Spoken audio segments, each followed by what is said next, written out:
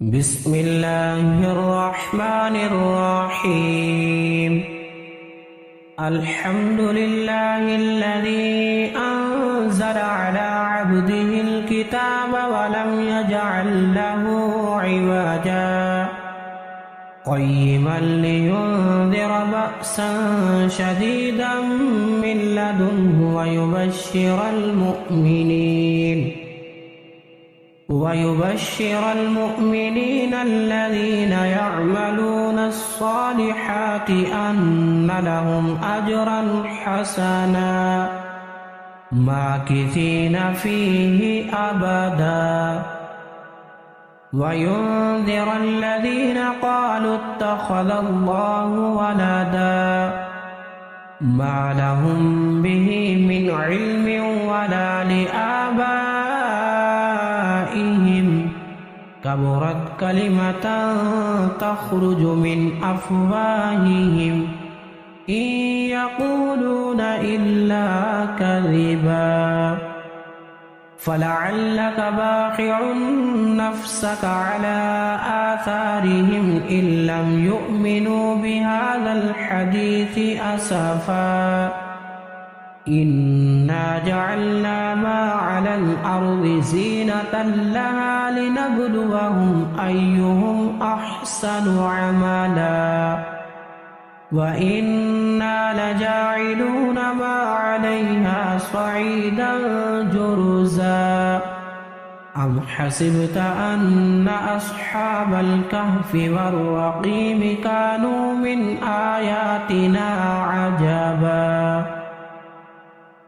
إذ أوى الفتية إلى الكهف فقالوا ربنا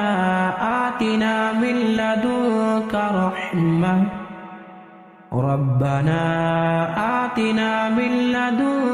رحمة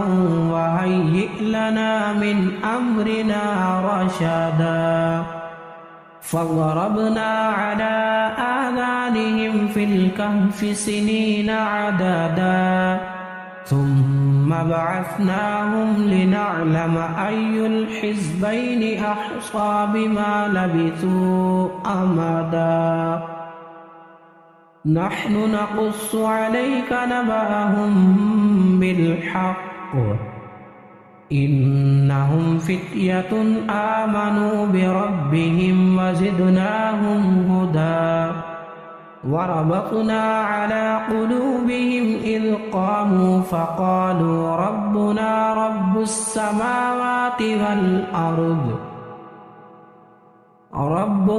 رب السماوات والأرض لن ندعو من دونه إلها لقد قلنا إذا شططا هؤلاء قومنا اتخذوا من دونه آلهة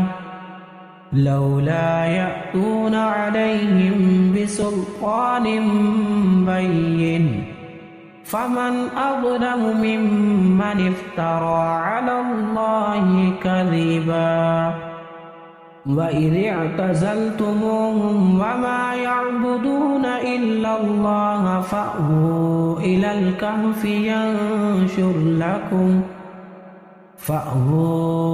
الكهف ينشر لكم ربكم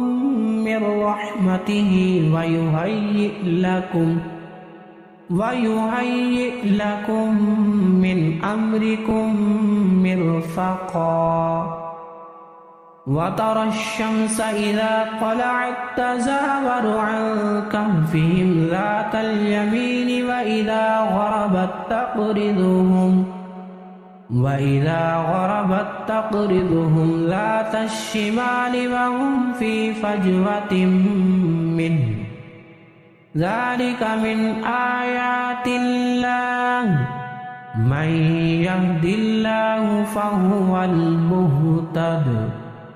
ومن يضلل فلن تجد له وليا مرشدا وتحسبهم أيقاظا وهم رقود ونقلبهم ذات اليمين وذات الشمال وكلبهم باسط ذراعيه بالوصيد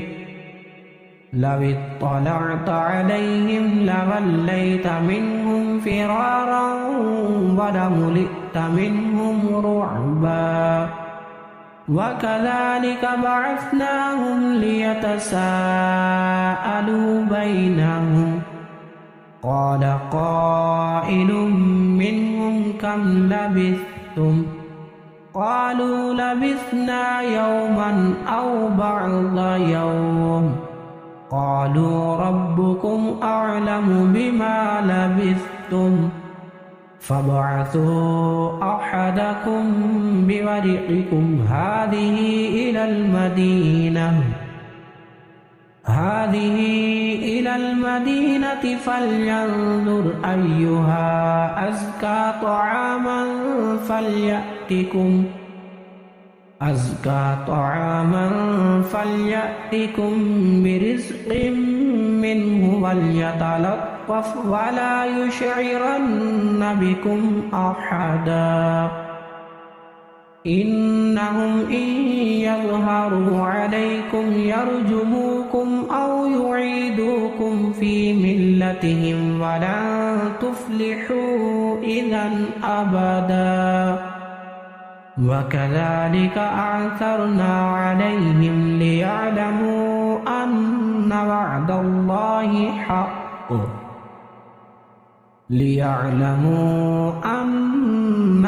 الله حق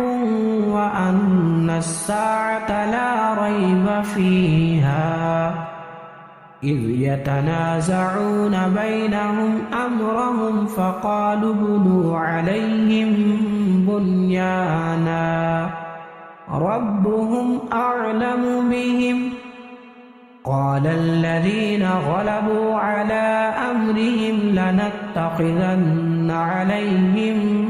مسجدا سيقولون ثلاثة رابعهم كلبهم ويقولون خمسة سادسهم كلبهم رجما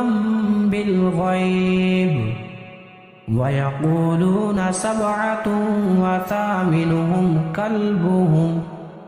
قل ربي أعلم بعدتهم ما يعلمهم إلا قليل فلا تمار فيهم إلا مراء ظاهرا ولا تستفت فيهم منهم أحدا ولا تقولن لشيء إني فاعل ذلك غدا إلا أن يشاء الله واذكر ربك إذا نسيت وقل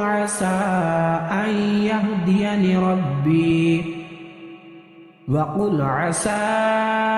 أن يهديني ربي لأقرب من هذا رشدا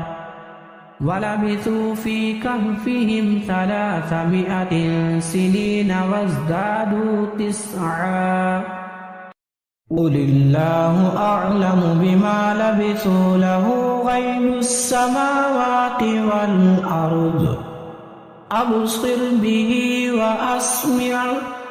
ما لهم من دونه من ولي ولا يشرك في حكمه أحدا واتل ما أوحي إليك من كتاب ربك لا مبدل لكلماته ولن تجد من دونه ملتحدا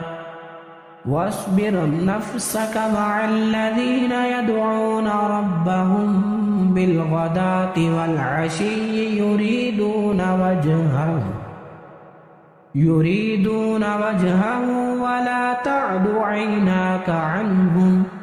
تريد زينة الحياة الدنيا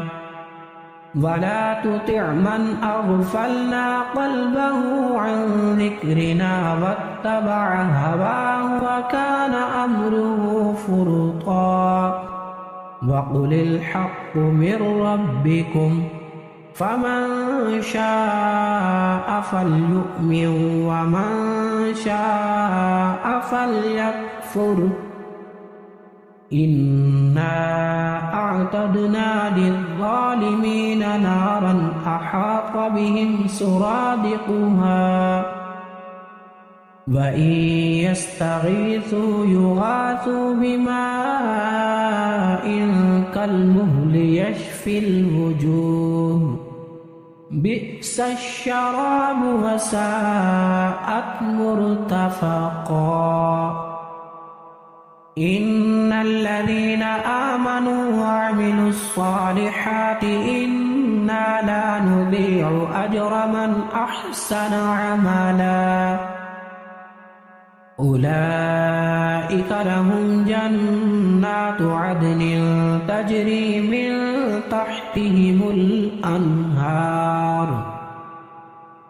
تجري من تحتهم الأنهار يحلون فيها من أساور من ذهب ويلبسون ثيابا خضرا من سندس واستبرق متكئين فيها على الأرائك نعم الثواب وحسنت مرتفقا واضرب لهم مثلا الرجلين جعلنا لأحدهما جنتين من أعناب وحففناهما بنخل وجعلنا بينهما زرعا كلتا الجنتين آتت أكلها ولم تظلم منه شيئا وفجرنا خلالهما نهرا وكان له ثمر فقال لصاحبه وهو يحاوره أنا أكثر منك مالا وأعز نفرا ودخل جنته وهو ظالم لنفسه قال ما أظن أن تبيد هذه أبدا وما أظن الساعة قائمة ولئن رددت إلى ربي لأجدن خيرا منها منقلبا قال له صاحبه وهو يحاوره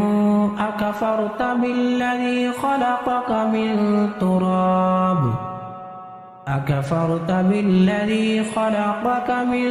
تراب ثم من نطفة ثم سواك رجلا لكن هو الله ربي ولا أشرك بربي أحدا ولولا إذ دخلت جنتك قلت ما شاء الله لا قوة إلا بالله إن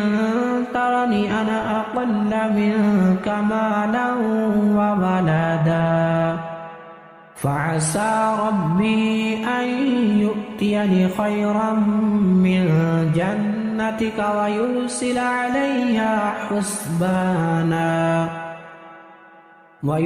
عليها حسبانا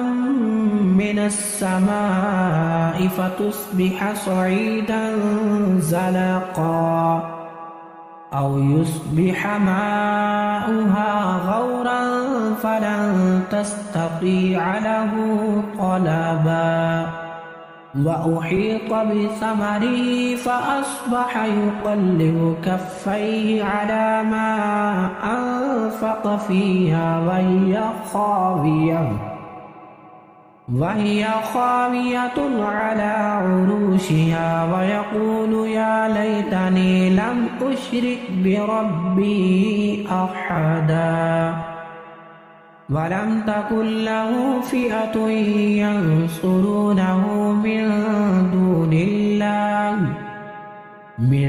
دون الله وما كان منتصرا هنالك الولاية لله الحق هو خير ثوابا وخير عقبا واضرب لهم مثل الحياة الدنيا كماء إن أنزلناه من السماء فاختلط به نبات الأرض فأصبح هشيما تذروه الرياح وكان الله على كل شيء مقتدرا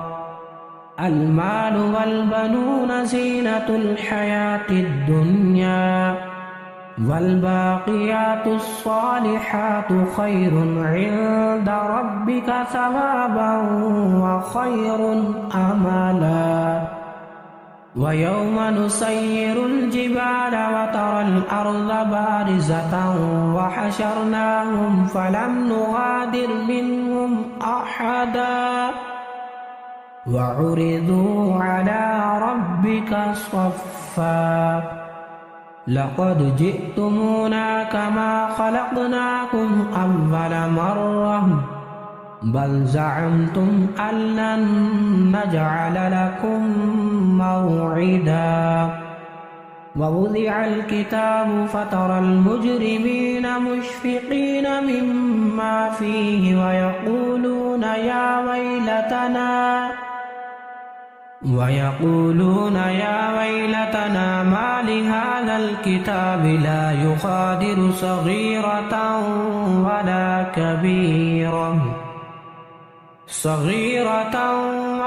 كبيرة إلا أحصاها ووجدوا ما عملوا حاضرا ولا يظلم ربك أحدا وإذ قلنا للملائكة اسجدوا لآدم فسجدوا إلا إبليس كان من الجن ففسق عن أمر ربه أفتتخذونه وذريته أولياء من دوني وهم لكم عدو بئس للظالمين بدلا ما أشهدتم خلق السماوات والأرض ولا خلق أنفسهم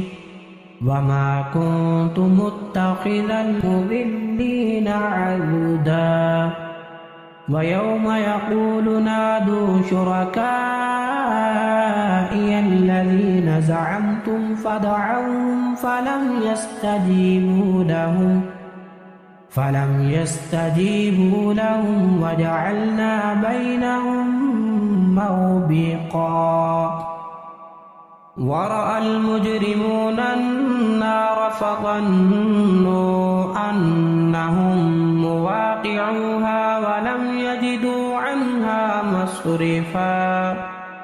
ولقد صرفنا في هذا القرآن للناس من كل مثل وكان الإنسان أكثر شيء جدلا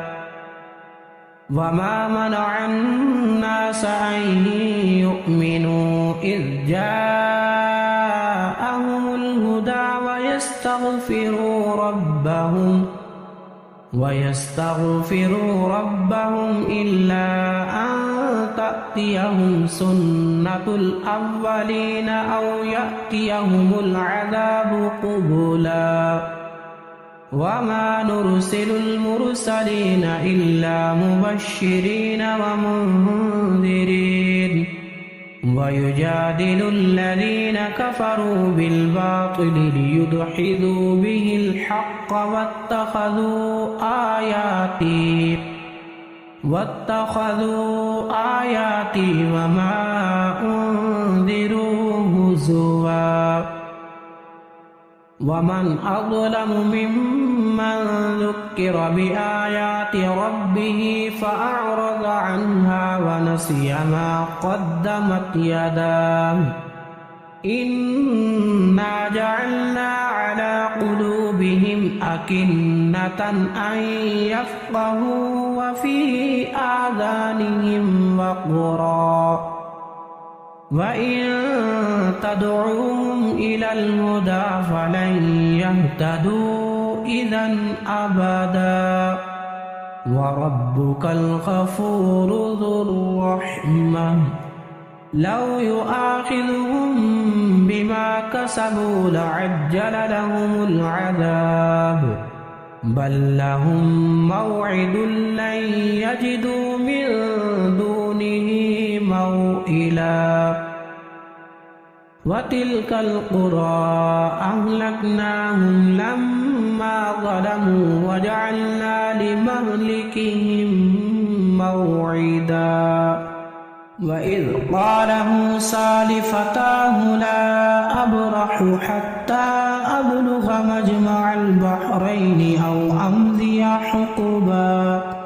فلما بلغا مجمع بينهما نسيا حوتهما فاتخذ سبيله في البحر سربا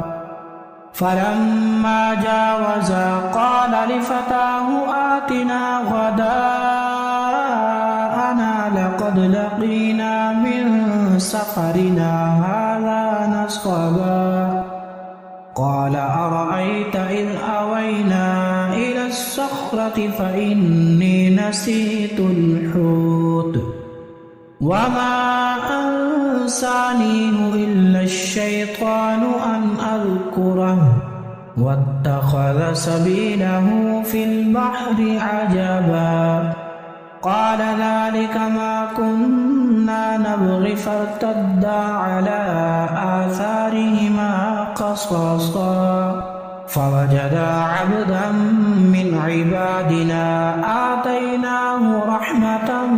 من عندنا وعلمناه من لدنا علما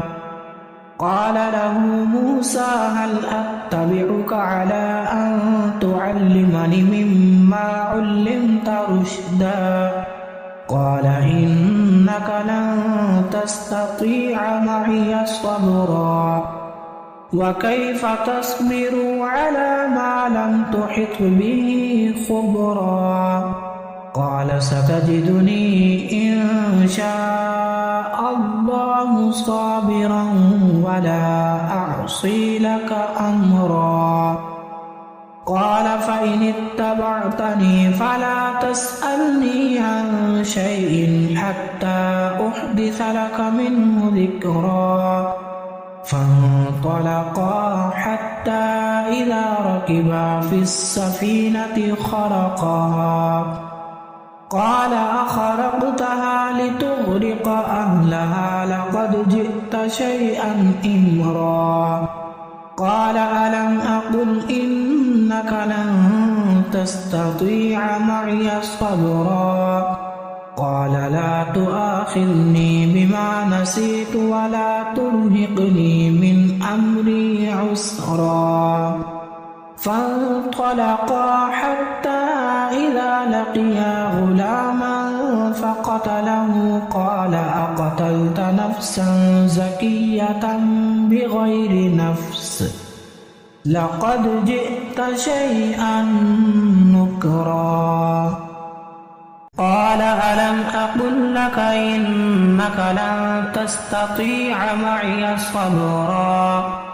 قال إن سألتك عن شيء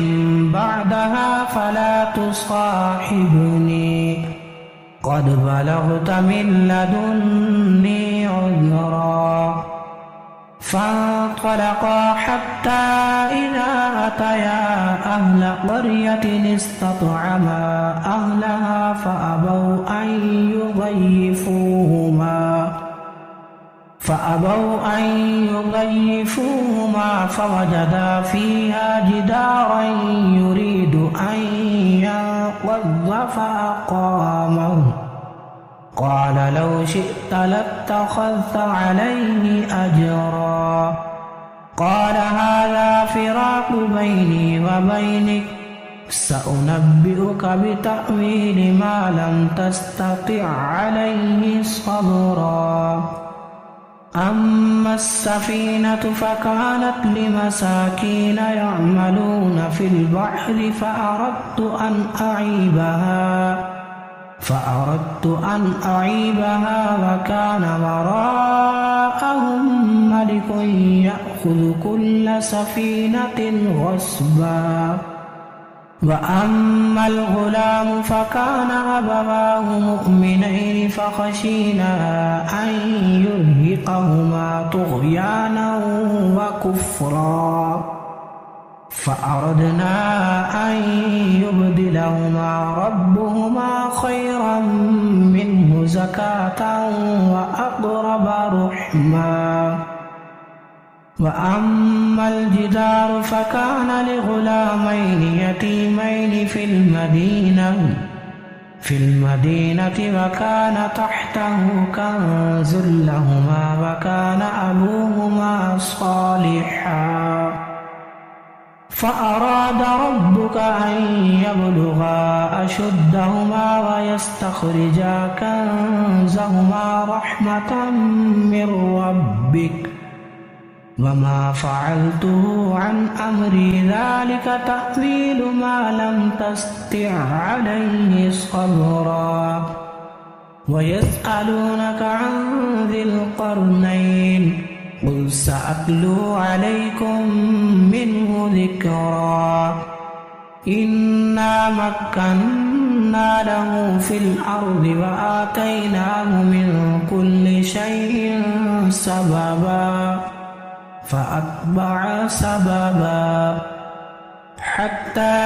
إذا بلغ مغرب الشمس وجدها تغرب في عين حمئة ووجد عندها قوما قلنا يا ذا القرنين إما أن تعذب وإما أن تتخذ فيهم حسنا قال أما من ظلم فسوف نعذبه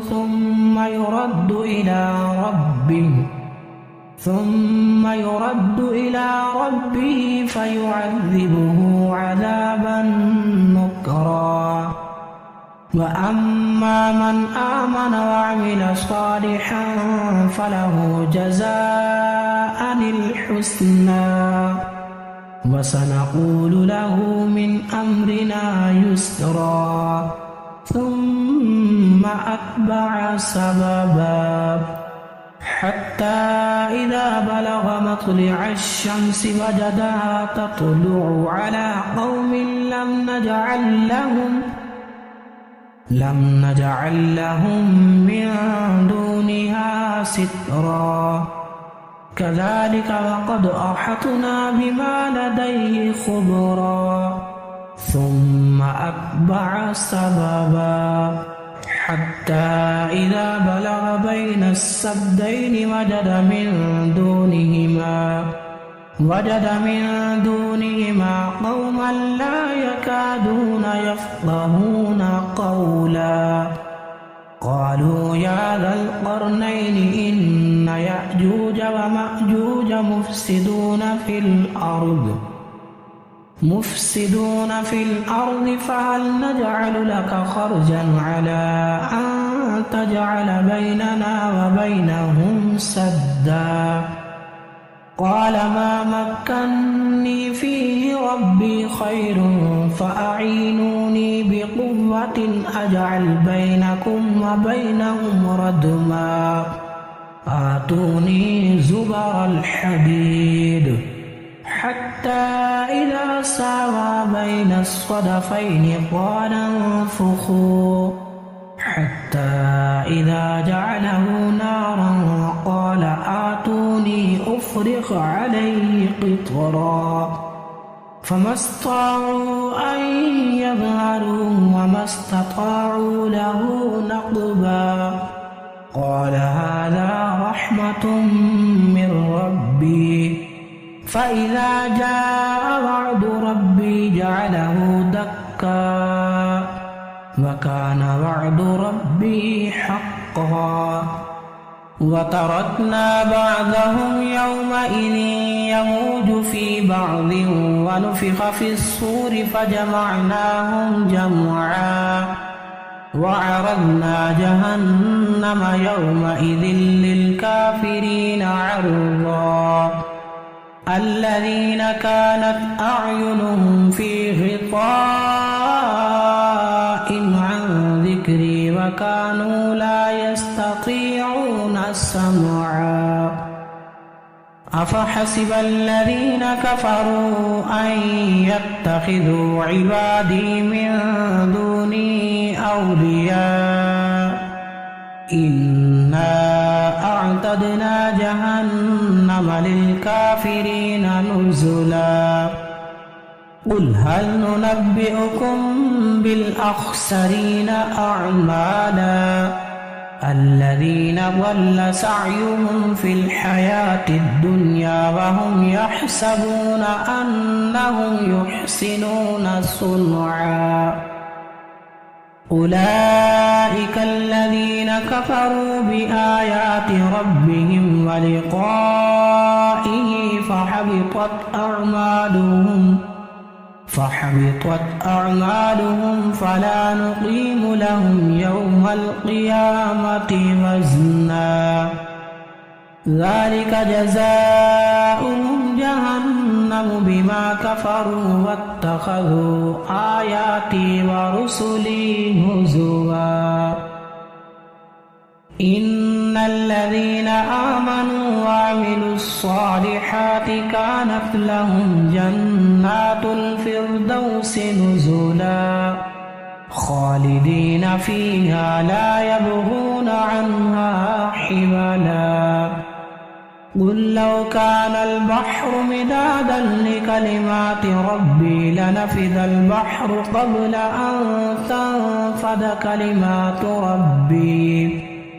قبل أن تنفذ كلمات ربي ولو جئنا بمثله مددا قل إنما أنا بشر مثلكم يوحى إلي أنما إلهكم إله واحد فمن كان يرجو لقاء ربه فليعمل